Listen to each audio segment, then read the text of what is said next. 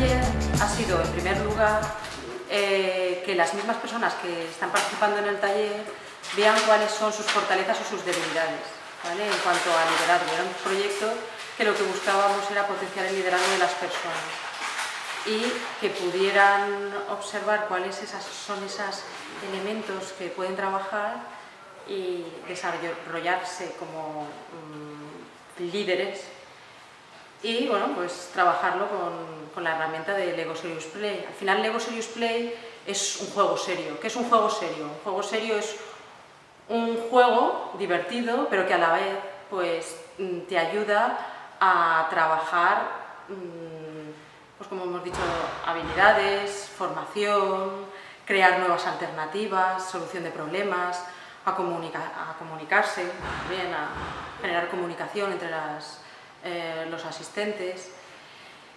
Eso es la primera parte. Y la segunda parte, lo que hemos trabajado es que desde las personas que participan, como están trabajando en la Escuela Valenciana de la Innovación, queremos hacerles partícipes del proyecto y que sean ellos los que nos planteen qué retos debe tener esa escuela.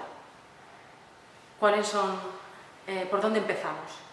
¿No? Para que ellos vean que es un proyecto que les puede servir a ellos personalmente y a su campo, a su entorno de trabajo.